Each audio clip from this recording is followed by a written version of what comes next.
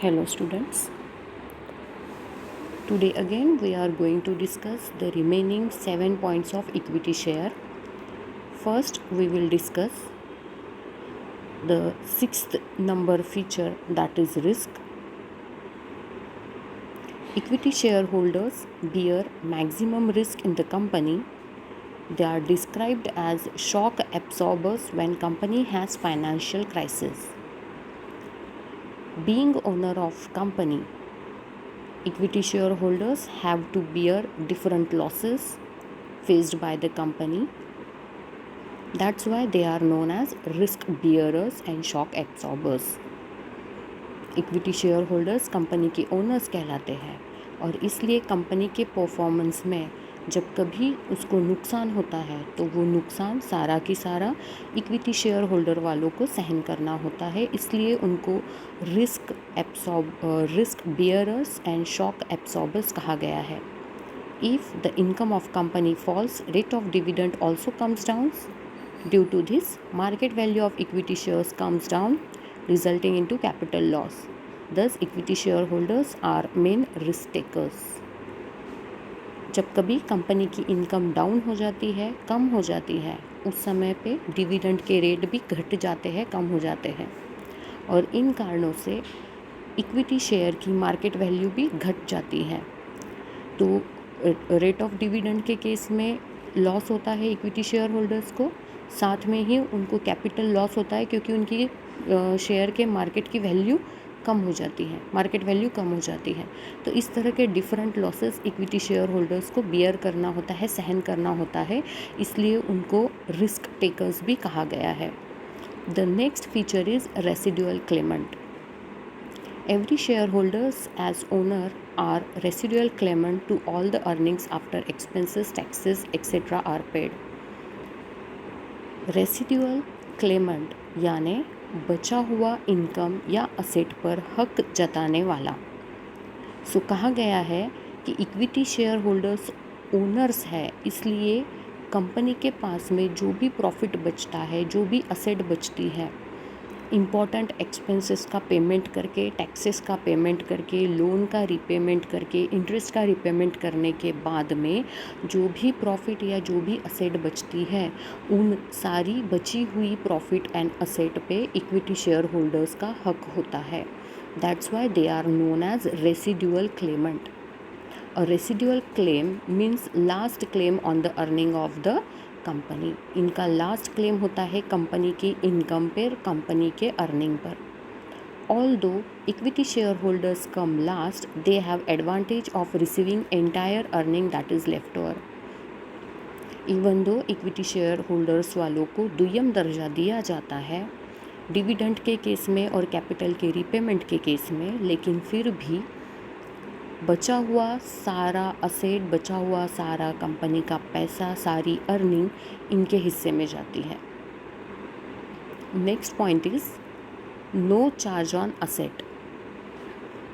The equity shares do not create any charge over asset of the company. Here, charge on asset means an interest or lien created on asset of company in favor of creditors. In case company fails to pay the debt, creditors can claim it from the company's asset. Equity shares company के कोई भी asset पे charge create नहीं करता है.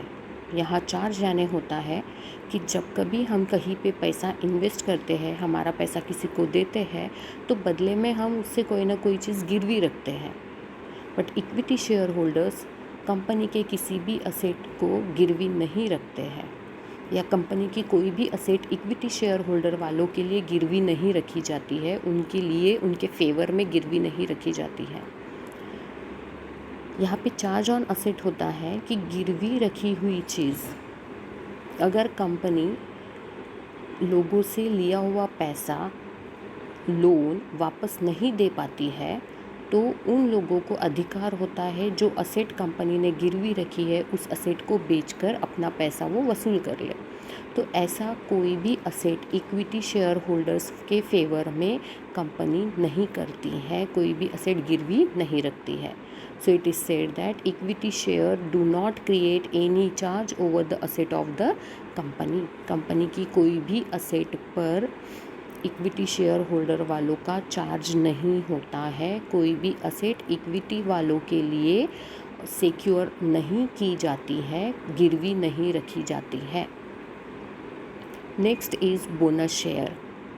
Bonus shares are issued as gift to equity shareholders. These shares are issued free of cost to existing equity shareholders. They are issued out of accumulated profit. Bonus shares are issued in proportion to the shares held. Bonus share equity share holder वालों को ही दिया जाता है as a free gift. ये free of cost होता है। सो equity share holders वालों को बोनस शेयर खरीदने की ज़रूरत नहीं होती कंसेशनल रेट में। कंपनी खुद अपने इक्विटी शेयर होल्डर्स को गिफ्ट के तौर पे बोनस शेयर देती है। कंपनी इन बोनस शेयर को अपने अक्यूमुलेटेड प्रॉफिट यानी जमा किया हुआ प्रॉफिट जो होता है, रिजर्व जो होते हैं, उसमें से ये बोनस शेयर इशू करके देती है। बोनस शेयर इक्विटी शेयर के प्रोपोर्शन में दिया जाता है। Thus capital investment of equity share holders tend to grow on its own. This benefit is available only to equity share holders. और इस तरह से इक्विटी शेयर होल्डर्स वालों का जो उन्होंने कैपिटल इन्वेस्ट किया है वो और बढ़ते जाता है बोनस शेयर के वजह से। बोनस शेयर सिर्फ और सिर्फ इक्विटी शेयर होल्डर्स को ही मिलता है। प्रेफरेंस शेयर होल्डर्स को बोनस शेयर कंपनी नहीं देती है। Next is right issue. When company needs more funds for expansion purpose and raises further capital by issue of share, the existing equity share holders may be given priority to get newly offered shares. This is called right issue. The shares are offered to equity shareholders first in proportion to their existing shareholding. जब कभी company को expansion purpose के लिए, grow होने के लिए, नए projects करने के लिए फ़ंड की ज़रूरत होती है तो कंपनी और नए शेयर्स इशू करती है और अपने एग्जिस्टिंग इक्विटी शेयर होल्डर्स को फर्स्ट प्रेफरेंस देती है, पहला ऑफ़र देती है शेयर खरीदी करने के लिए कंसेशनल रेट में। इस प्रोसेस को कहा जाता है right issue. So whenever company offers shares to its existing equity shareholders with priority at concessional rate, it is known as right issue. So bonus share के केस में इक्विटी शेयर होल्डर्स को free में share मिलते हैं। Right issue के case में equity share holders वालों को शेयर खरीदी करना पड़ता है, पर वो शेयर उनको कंसेशनल रेट में खरीदी करने को मिलता है। Next is face value.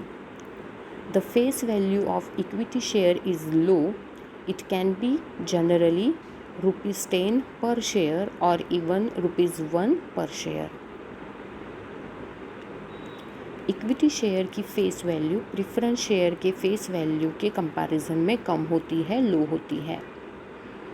Preference share की फेस वैल्यू 100 या उससे ज़्यादा होती है, जबकि इक्विटी की फेस वैल्यू ₹10 से लेके ₹1 तक की भी हो सकती है। Next is market value. Market value of equity share fluctuates according to demand and supply of this shares. Equity share की मार्केट वैल्यू मार्केट के डिमांड और सप्लाई फोर्सेस के हिसाब से फ्लक्चुएट होती है, वेरी होती है, चेंज होती है। The demand and supply of equity shares depend on the profits earn and dividend declare. अब इक्विटी शेयर की डिमांड एंड सप्लाई उस कंपनी ने कमाए हुए प्रॉफिट पे और उस कंपनी ने डिक्लेयर किए हुए डिविडेंड पे डिपेंड करती है। जितना कंपनी ज़्यादा प्रॉफिट कमाती है, जितना कंपनी डिविडेंड ज़्यादा डिक्लेयर करती है, उतने उस कंपनी के इक्विटी शेयर की डिमांड बढ़ती है। When a company earns huge profit, the market value of its shares increases. On the other hand, when it incurs loss, the market value of its shares decreases. कोई company अगर ज़्यादा profit कमाती है तो उस company के shares की market value हमेशा बढ़ती है, और कोई कंपनी को अगर नुकसान होता है तो उस कंपनी के शेयर्स की मार्केट वैल्यू घटती है, डिक्रीज होती है। There are frequent fluctuations in the market value of equity shares in comparison to other securities. Preference share की कंपैरिजन में इक्विटी शेयर कैपिटल की मार्केट वैल्यू ज़्यादा फ्लक्चुएट होती है, चेंज होती है। Therefore, equity shares are more appealing to speculators. और इसीलिए इक्विटी शेयर ये स्पेक्यूलेटर की फेवरेट चॉइस होती है, क्योंकि वो स्पेक्यूलेट करके फ्यूचर को एंटिसिपेट करके ज़्यादा प्रॉफिट कमाने के लिए इक्विटी शेयर खरीदते हैं। The next feature is capital appreciation. Share capital appreciation takes place when market value of share increases in share market. Share capital की एप्रिसिएशन तब होती है जब शेयर्स की मार्केट वैल्यू शेयर मार्केट में इंक्रीज होती है। Profitability and prosperity of company enhances reputation of company in the share market, and it facilitates appreciation of market value of equity shares. Company जितना profit कमाती है, company जितना grow करती है, उतनी ही उस कंपनी की शेयर मार्केट में रेपुटेशन बढ़ती है, गुडविल बढ़ती है, और इसी से उस कंपनी के इक्विटी शेयर की मार्केट वैल्यू और ज़्यादा बढ़ती है। This is called capital appreciation. Now we will discuss the two types of equity shares. Equity shares can be of two types: with voting right, with differential voting rights. Equity shares with normal voting rights are those shares in which voting right of each equity holder is in proportion to his shareholding. Normal voting rights provide करने वाली equity share company easily issue करती है।